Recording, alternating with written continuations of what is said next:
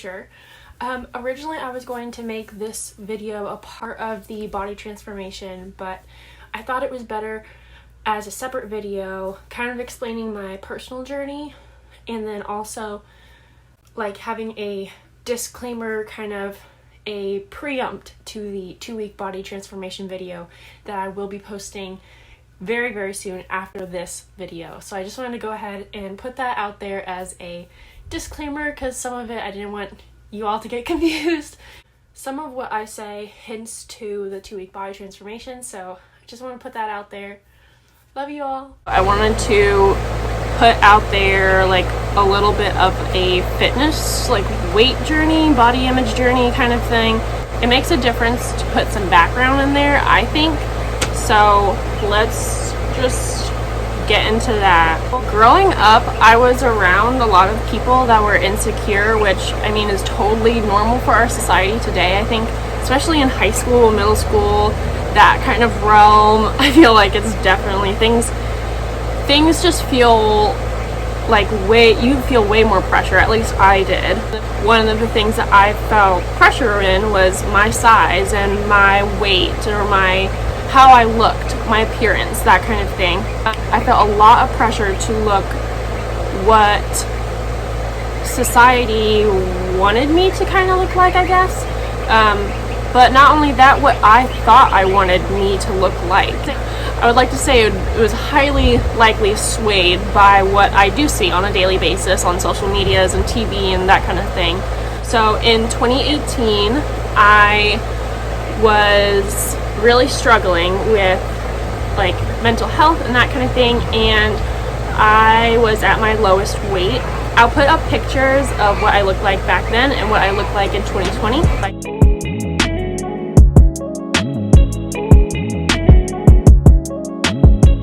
So I was at my lowest weight in 2018, which we're going to talk numbers, which they're just numbers.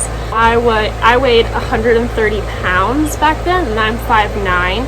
So I would say, to explain like my mindset at the time, I looked at my BMI because I felt like, okay, well, what's a healthy weight for me? And if you've seen your BMI's like range for your age group and how tall you are, it ranges a lot. And that range for me was 130 to 100, I think it's 65 back then, for a 17, 18-year-old female at 5'9". At the time, I weighed 155 pounds.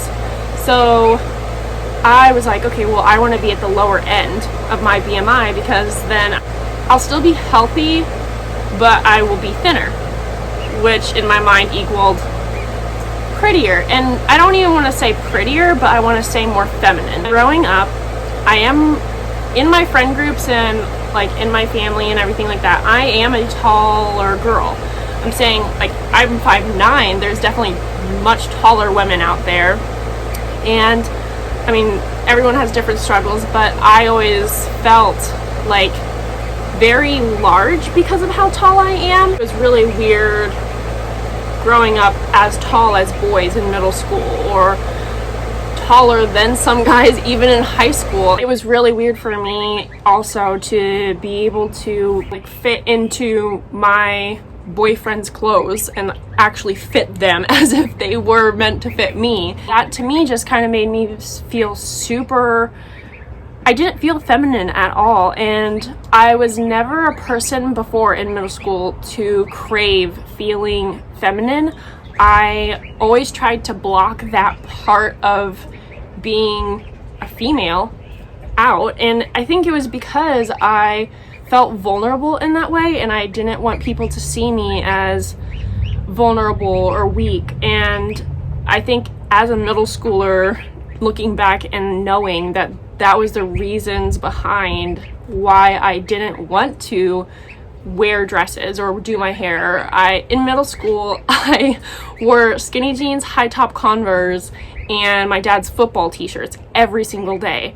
And there's nothing wrong with that, but I'm just saying the reason I was doing it out of fear of looking vulnerable or weak, that's not the best reason. When I did get to high school and it hit 2018 and I was 155 pounds, and I looked at my BMI and the range and everything, and I was like, I want to be at that lower range. I want to be at that lower range, and I could fit into my boyfriend's clothes perfectly, and I wanted them to be oversized. I wanted to feel small until I did, and I actually was small, and then I felt like crap.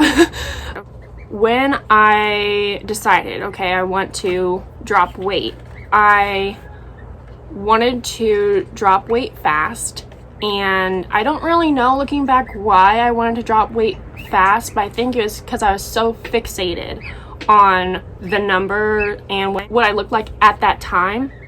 I wanted to do anything that I knew I could do. So I cut dairy. I cut all dairy and all meat at the same exact time without supplementing anything. So I wasn't taking any like iron like supplements, nothing. So I just lost all of that nutrients from my diet immediately, dairy and meat at the same time. Which, looking back, not the best or brightest decision I've ever made, but then again, I was 17 and I didn't really know what I was doing, nor did I wasn't worried about that. I was worried about the result and what I saw in the mirror, I think. When I cut all that, cut that stuff out of my diet, I dropped weight very, very fast. And after I cut all of that stuff out, there was obviously less things that I felt I could eat, because I had never cut dairy or meat individually, let alone together, before in my life. So I started to eat a lot less overall. When I did eat, I would look at like how much there was in a dish, and I would like really focus in, like, okay, before I even started eating, I would be like, this is how much I'm gonna eat, and then I'll save the rest for later. I heard somewhere, I don't know, either heard or read somewhere, that it takes 20 minutes to digest. So you don't even know if you're full until that 20 minutes after you eat. So I would eat only a portion that I would select, and then I would wait 20 minutes after, and I would be like, okay, well, if I feel full now, then it's healthy and it's portion control, is what I was kind of making an excuse as. I knew I had like a unhealthy outlook and toxic relationship with food, but I didn't want to admit it. And I had a therapist at the time, and I told him about it because I kind of felt like it was something to brag about, like, oh, look at all the dieting that I'm doing, and like I'm getting healthier kind of thing, when he was like, okay, well, no, your relationship with food is getting really bad, and it's something to be concerned about. And I started to notice that I was paying attention to little things more often, such as I would look at my arm, and here, if this like bone right here wasn't sticking out a ton, or like my wrist bone wasn't sticking out a lot, I would notice, and I would notice like I've gained weight, and that's kind of how I would measure it, which obviously that's not the best outlook that's not the best outlook on myself, nor eating. So I started to feel really, really small, and that originally is what I wanted it to feel like, but in addition to feeling super small, I felt weak, tired all the time. I felt like I had no energy, and I didn't feel like myself at all. Like there'd be no color in my cheeks, and I just didn't feel happy like I thought I would. I felt like crap. I thought I'd be happier being smaller, but for me personally, that just wasn't my ideal weight, and that wasn't the most optimal me. And I think that someone else that's also a female that is 17 or 18 could weigh 130 pounds, and she could be totally happy and totally like living her best life, thriving. But for me, that was not my best weight for me, or I wasn't thriving at all. Definitely differs from person to person, but again, this is just my experience. When I was thinner, some of my friends and some of my family members being like, oh, you look so good and everything, and that kind of it bothered me, because I knew what I was doing. I think I felt angry because I was getting compliments now that I was thinner, even though I felt like crap and I wasn't happy. That was really eye-opening for me, because then I realized, like, I don't want to live like that anymore. I don't want to be unhappy in my own skin and feel like I have to be tired all the time to feel pretty or to get compliments, you know? Like, I'd rather be my weight now, which I'm probably like 150, back to 150, 155 now, 5'9", 5'10", and I'm like, I don't really care if I get compliments or not, because I feel happy and I feel like I'm thriving. So I'm not doing it for other people anymore, and I'm not doing it for what I see in the mirror. I'm doing it for, do I feel strong? Do I feel healthy and happy? And am I thriving? One thing that really helped me was, after I realized, like, I don't want to live this life anymore, my brother invited me to the gym, and I went to the gym for the first time with my brother in like a very, very long time, and he showed me what to do, and he was like, hey, like, this is how you make a workout plan, this is what you can do, and how many reps and sets and like that kind of thing. And I was learning a lot from him. I was in the gym one time, and I vividly remember this because this was like a game changer for my mindset.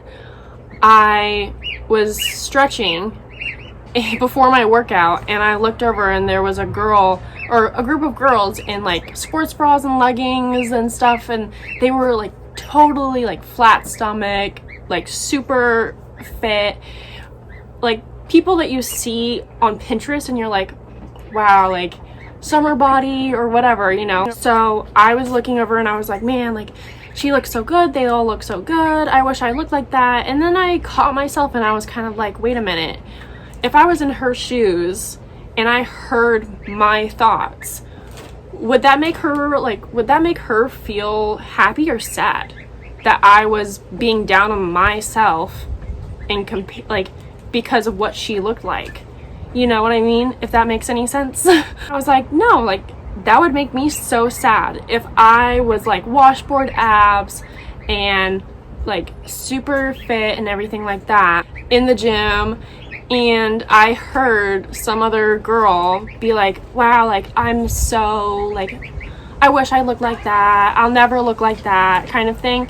That would make me feel bad, because it's like, no, like, you can do this too, and also you're beautiful even though you don't look like me or you don't look like what you see on Pinterest. You're beautiful no matter what. That's what I would want to tell her. And so in my mind I was like, well, instead of comparing myself and putting myself down by seeing other people around me with different body types, I can be like, wow, that's so inspiring, I can do that too in my own way. After that, I kind of was like, hey, like, we're all beautiful, no matter what gender, no matter what size, the numbers on a scale, anything like that. You're beautiful, and you are you, and don't let anything else get in the way of you being you. You know what I mean? I always tell one of my best friends, like, hey, if she's down on herself or something like that, like, hey, you wouldn't say that to me. You know, like, if she's saying, oh, like, I'm so ugly or whatever, she wouldn't say that to me, you know what I mean? So why would you say it to yourself? Treat yourself like a friend. Treat yourself like you were, like, helping someone cope. Stuff that you see on social media or different videos, TV, they don't look, actresses and actors and people like that, influencers, normal human beings, don't look like what you see pitched to you 24/7. And you know that, and I know that, because I don't look like I just woke up and didn't eat breakfast and fasted cardio every single day, because I'm not always doing fasted cardio and just waking up and not eating anything. Once I go inside and I eat pancakes, I am definitely gonna be bloated and not look like as slim as I once was when I first woke up, if that makes any sense. So don't be so hard on yourself, and show yourself some love, whether it's working out, taking a bath, doing a face mask, or hitting the gym with the boys. Do whatever that makes you feel good and makes you feel beautiful or handsome or anything else, and just do you. And on that note, I hope that everyone really enjoyed the video and looks forward to the 2-week body transformation coming up next.